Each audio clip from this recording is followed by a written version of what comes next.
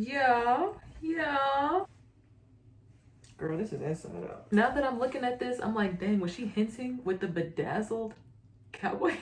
That Beyonce Virgo shit. I ain't in no gang, but I got shooters and I bang bang. At the snap of my fingers, I'm hey! I'm still on your head. Cornrows.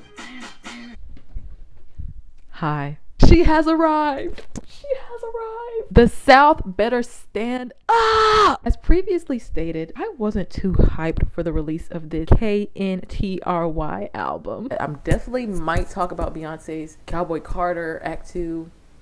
I don't know. It's still up in the air because I really do not like country music. Oops, she gagged me real bad. She said this is not a country album, okay?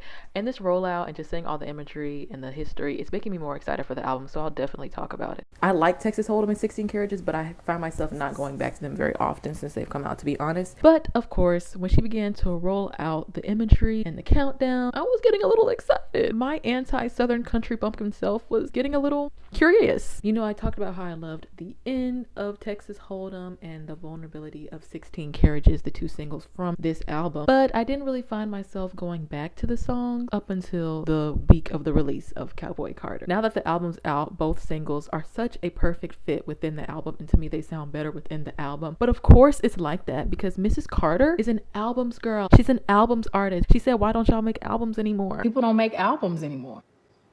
They don't make albums. I have been listening to this album non-stop since its release. Primarily when I go on my daily walks outside, I just press American Requiem and let it play. And I encourage everyone listening to please listen to this album on a sunny day. Go outside when it's sunny and just let it play while the sun basks in your face. It's a very ethereal feeling. You will feel very connected to the concrete grass or soil you're walking on. Sonically, amazing. This is one of the best produced albums from Beyonce. The music production is kind of insane. Stellar. As a Black Southern American, I found myself getting emotional listening to this album because, you know, growing up, like a lot of other places, you kind of just want to run away from your history and run away from what you feel is so rural and depleted and no opportunity and negative stereotypes of racism. Like, you just kind of want to get away from that. So I got really emotional listening to this album as somebody who has deep roots in rural West Alabama, and I'm from Georgia and I've lived in Mississippi. Like, I'm Southern through and through, believe it or not. You could probably tell through my slight twang that I try to hide. You know what I mean? The album's themes of reclamation and the complexity of the Black experience here in the United States, it was just so moving to me, seriously. And I just love how, you know, like, we as Black Americans, us people who are the descendants of African slaves who have been here in this country for centuries, have been drugged through the mud till this day. To this day! To this day! Like, this is our shit. Like, this my shit.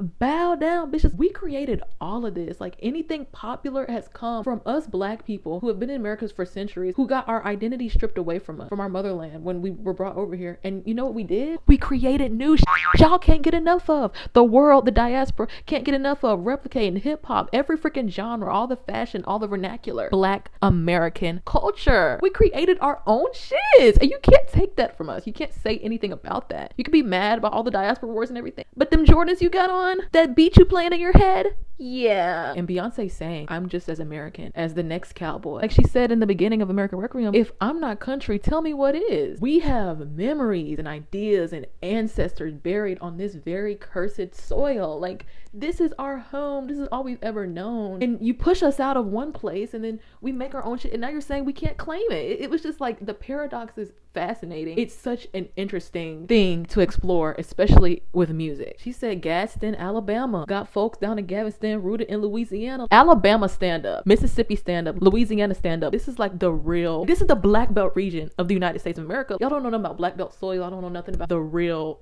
dirty South. Like, dirty, like dirt as in soil, rich in history, sharecropping and cotton picking, industrialization, like all of that. This dirty. This the real dirty South. That's a debate though, like what's considered like the South, and then like take whatever. I heard that this album was originally supposed to be called Beyonce. That's why in the vinyl collection album release, it's a portrait of her standing with the Beyonce tag. But I don't know why it was changed. And I also heard that this was supposed to be the beginning of the trilogy. Like, this was supposed to come before Renaissance, which is why you hear so many connections between American Requiem and Amen, which are the first and last songs on the album, and then I'm That Girl, which is the first song on Renaissance. You hear like the boops and the build up, like it's all connected. See, this is the storytelling capabilities that I love about Beyonce, and why she will always and forever be Beyonce, because just like nobody does it like her. Her mind is very interesting, like all of our minds are. We all think and feel different things, but like the way she articulates it and then uses music as a medium to explain it.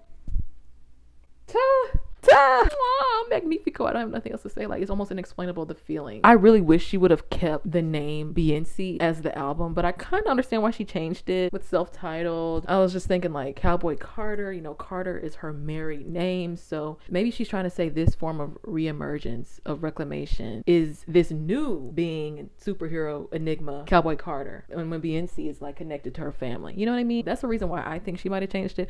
Or I don't know, there might be other country music roots that I'm just not familiar with. All right, to actually get into the meat and potatoes, the album, I love the tender sweetness of songs like Blackbird and Protector with her daughter Rumi and My Rose.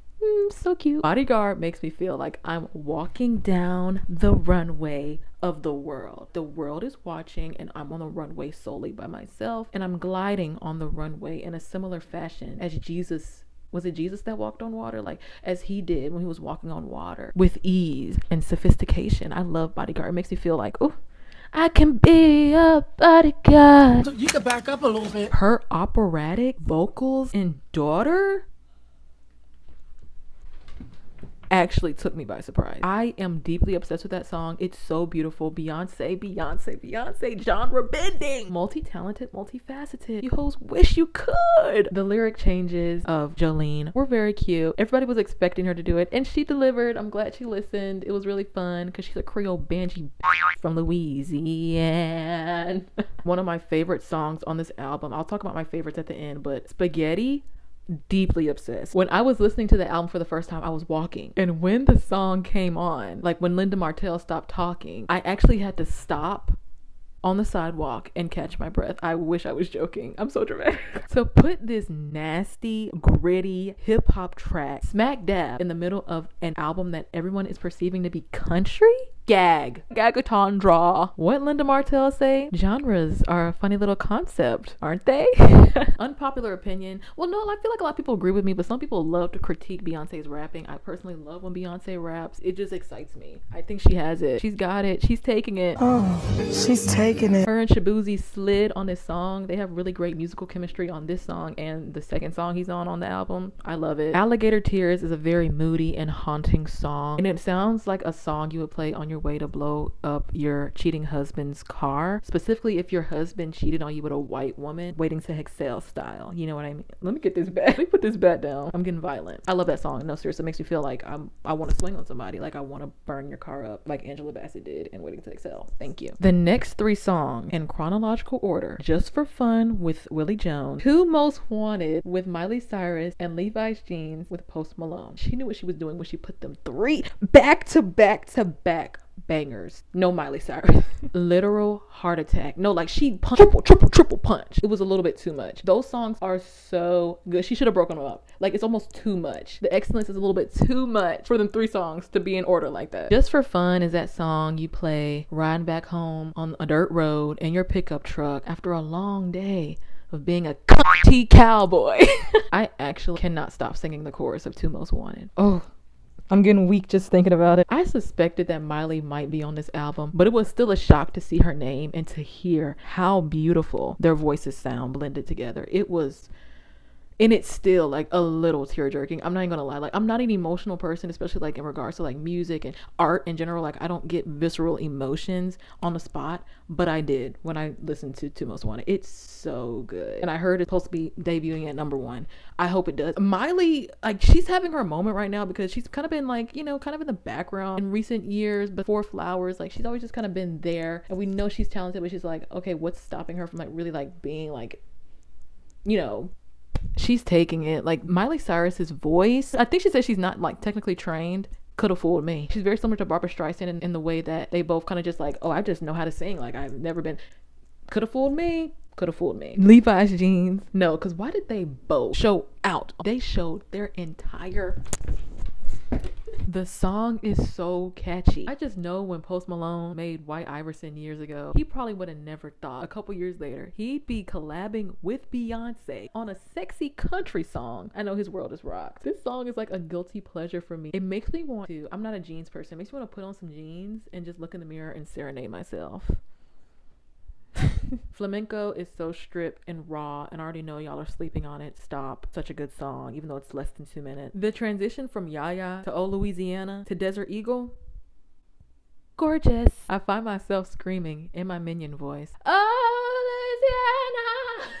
Somebody please make a graphic of a Minion lip syncing to that song, please. Yaya and Riverdance will make you want to get up and bust a motherfucking move. There's something about that song that just make you want to get up and bust a motherfucking move. And I saw that Ray co-wrote it. So I see your pen, sister. I love her. Y'all please go listen to My 21st Century Blues. Such a beautiful body of work. She's next. I love what she does with her voice and Yaya, all the howls and the draws. So much fun. So wild. So talent. You try to do that. I absolutely love the latter half of Two Hands to Heaven. It definitely gives self-titled vibes. Just go listen to it with that comment in mind and you'll be like, okay, I see what you're saying. Tyrant is cool. I love the beginning with Dolly and the end with the same I hated you once, I envy you now. Sweet star, honey star, buckin'. I love this song. I love Shabuzi on this song. I love Pharrell's little ad-libs on this song. I love all 3 parts of this song and how she broke them up. Oh, I love his voice so much, and his rap verse, we have to play it. The chest of the boots, chest. South, stand up. Country boy to the day that I'm dead. Step in that stirrup, pop up my saddle. Hey! Best rap verse of 2024.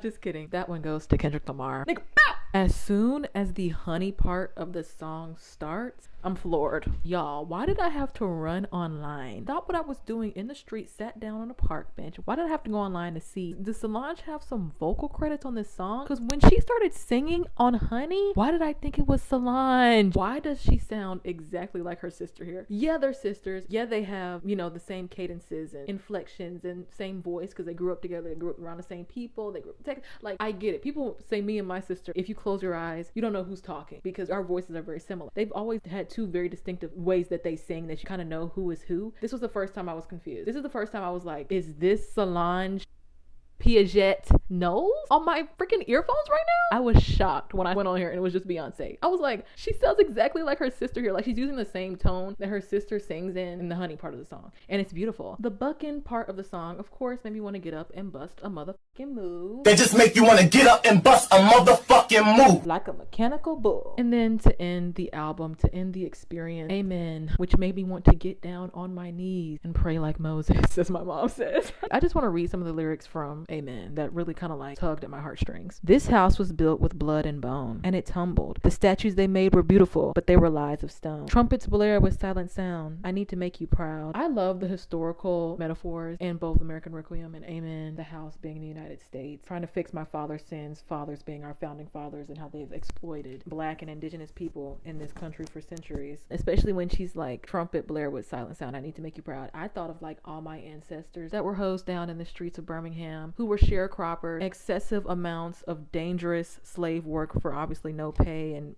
being mutilated and raped and beaten. I do what I do now, meaning being alive and trying to make something of this world and trying to do something with myself because of them. And it just made me emotional when she said that. I love Beyonce. Oh my gosh, let me stop. I wrote down in my notes, I love the historical metaphors of Black and Indigenous people never being able to fit into the house she's talking about, the house that we built due to inequality and racism, and how the lies of celebrated heroes, monuments of Abraham Lincoln at freaking Lincoln Memorial with his fake abolitionist ass. These are the people we tell children are our American heroes, but really it's our ancestors, our tribes. Long live the queen, as I wave my fake American flag. And no, I ain't talking about Elizabeth. Long live Beyonce. I think she's the queen of America. And I'm proud to be an American. or at least I know I live in the same country as Beyonce. You know, I really, really, really enjoyed this album more than I thought I was going to. I've been listening to it all week. I look forward to listening to it. Beyonce has reinvigorated us once again. I love that it's formatted and presented in a country radio program style that's really cute to me. I love that she incorporated country legends like Willie Nelson and Dolly Parton, but also newcomers with all the girls on Blackbird and Shaboozey. This album has seriously made me reflect on my own Southern heritage, and it's made me appreciate it and cancel out the noise of stereotypes and rurality and embrace the deep cultural history in the South, in the Black Belt region, that has been replicated and appreciated across the world, across the diaspora. You know, most Black people, even if you've been in America for years and your family's from America, and you say you're from New York, you say you're from Chicago, you say you're from LA, most Black people can trace their heritage back to the southern region of the United States. I'm just one of those people that like never left, you know what I mean? There was no great migration for me or my family. Like, my family just stayed put with that history, with that soil. This sounds really bad, but I actually hope there is not a tour for this album because I don't have any money, Beyonce, and I don't want to see everybody else having fun and I can't. At first I was like, I highly doubt that she's gonna go on tour. She just got off tour. I think she had like 57 shows, and then right afterward had to edit the movie in time for the release. Then she had the hair care line and then the perfume. Like, she's been doing a lot. So I'm like, she's probably not going to tour. Why they say Miss Tina liked something on Instagram that said that Beyonce was going to announce a tour as this video is being uploaded, which is on Friday, April 5th. Beyonce, like, I hope she doesn't overextend herself. Like, seriously, like, this is a lot, but she's Beyonce, she can handle it, I guess. I'm shocked that she might be going on tour. Like, they deleted the tour button off of her website during this release, so I'm like, oh, it's just gonna be like album release, you know, popping up at the award shows, doing her own little photo shoots and stuff, and that's gonna be our content, and maybe we'll get some visuals. No, I think she's going on tour, hun, but I could be wrong. We'll find out as this video is being released. Maybe she'll just come to the South. Yes, please exclude everybody else. Or maybe she'll go to all the places she didn't go for Renaissance, since she only went to North America and Europe. Or I think it'd be really cool if she went places in the United States, in the South, and other places like in the Midwest and stuff that don't get a lot of artists out there, because, you know, they might be rural places. I think it'd be really cool to have like a performance in a desert somewhere, like a grass field or something. Like, go to like Timbuktu, Idaho, or where my people are from, rural West Alabama, and just like come. And that would be so amazing for the economy for these little towns and for Beyonce, obviously. I'm gonna rate this album an 8.5 out of 10. Is this Beyonce's best work? No, but this is subjective, of course. Like, everybody has their own like top 3 Beyonce albums or top Beyonce album. This is not my top Beyonce album, but it might make its way to the top 3. My top 10 songs, and I feel like it's fair for me to have 10 favorite songs because the album is very long, are American Requiem, Amen, Blackbird, Spaghetti, Daughter, Just for Fun, Two Most Wanted, Levi's Jeans, Flamenco, Sweet Honey Buckin'. If I could only choose 5, Sweet Honey Buckin', Two Most Wanted, Daughter, Spaghetti. I love the choir in American Requiem and Amen. You can't make me choose. I'm done. All right, that's it from me. I ain't no regular singer, and I could get everything you came for. Ah!